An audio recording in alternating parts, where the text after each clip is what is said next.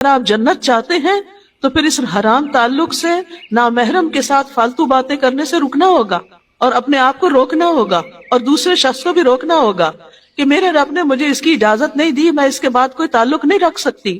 تو نفس کو غلط خواہشات سے روکنا صبر ہے، یہ جملہ یاد رکھیے، نفس کو غلط خواہشات سے روکنا صبر ہے۔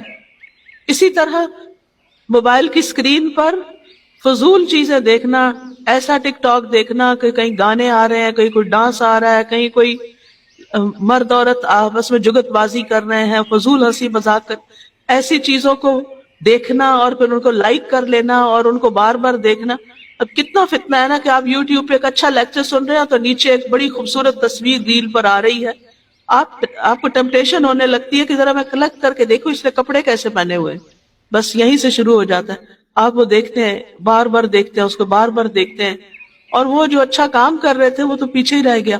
تو آپ نے صبر تو نہ کیا۔ صبر کیا ہے؟ آپ کا نفس، آپ کی خواہش نفس کتنی بھی کہے کہ اس کے ذرا ڈریس دیکھ لو، تم اپنا بھی ایسا بنوا لو، نہیں دیکھنا، میرا اس کے بغیر بھی گزارا ہو سکتا ہے۔ مجھے اپنے آپ کو بہت خوبصورت اور بہت مہنگی اور بہت قیمتی ڈریسز کے ساتھ نہیں سنوارنا، مجھے اچھے اخلاق کے ساتھ، ایمان اور تقوی کے ساتھ اپنے آپ کو خوبصورت بنانا ہے۔ تو ایسی جتنی بھی چیزیں ہیں کہ جو حرام کے درجے میں آتی ہیں، اب اسراف جو ہے وہ حرام ہے۔ ان المبذرین کانوا اخوان الشیاطین۔ اب وہ خواتین اللہ تعالیٰ کو کیا جواب دیں گی جو کئی کئی لاکھ کا منگنی اور شادی کا سوٹ بنوا رہی ہیں؟ کیا جواب دیں گی اللہ کو؟ اور پھر صرف دیکھا دیکھی، وہ فلاں بھی تو کر رہا ہے، وہ فلاں کے گھر میں قرآن کلاس ہوتی ہے اور ان کی شادی ایسے ہو رہی ہے، ہم بھی کیوں نہ کریں؟ اور پھر اگر نہیں ہے تو قرضہ لے لے کے کر رہے ہیں۔ کتنے غلط ٹرینڈز ہمارے معاشرے میں چل پڑے ہیں جس کی وجہ سے کتنی ہی بچیوں کی شادی نہیں ہو پاتی کیونکہ وہ ایسے جوڑے افورڈ نہیں کر سکتی، وہ جہیز افورڈ نہیں کر سکتی۔ اول تو جہیز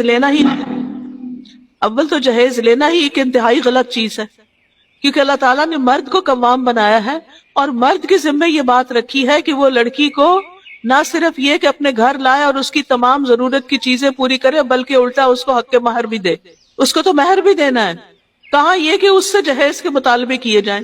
آپ سب خواتین بیٹھی ہوئی ہیں، میں آپ خواتین سے یہ ریکویسٹ کروں گی کہ اس رسم کو ختم کرنے میں آپ پہل کریں، اپنے بیٹوں کا جہیز نہ لیں، اور آپ کہیں کہ نہیں ہم کریں گے کیونکہ بچی آپ نے دے دی ہمیں، یہ سب سے بڑا جہیز ہے۔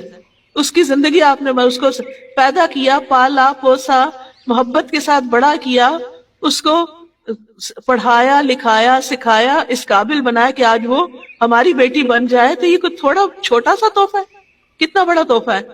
تو اس کے ساتھ پھر مزید جہیز بھی لیے جائیں، کتنا ظلم ہے۔ لیکن عموماً اس معاملے کے اندر خواتین ہی زیادہ آگے جاتی ہیں، وہی مطالبے زیادہ کرتی ہیں، اور اگر لڑکی جہیز لے کر نہ آئے تو اس کی زندگی حرام کر دیتی۔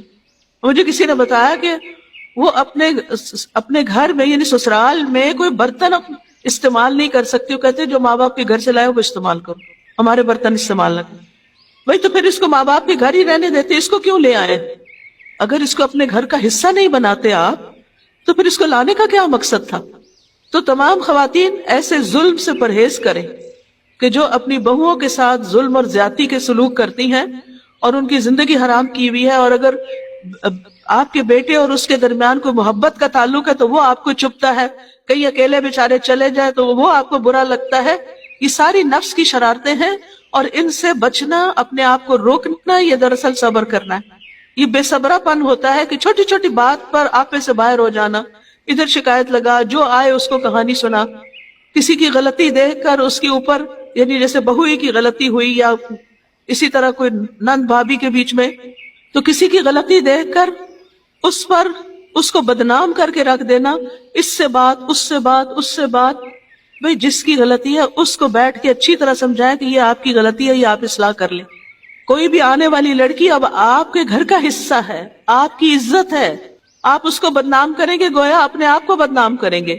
اللہ سبحانہ وتعالیٰ نے مرد اور عورت کے بیچ میں جو شادی کا رشتہ رکھا اس کو لباس سے تشبیہ دی، ہن لباس لکم وانتم لباس لہن، تم ان کا لباس ہو، تم ان کو پروٹیکٹ کرو اور وہ تمہیں پروٹیکٹ کریں، تمہاری حفاظت کریں، تمہاری عزت کی حفاظت کریں۔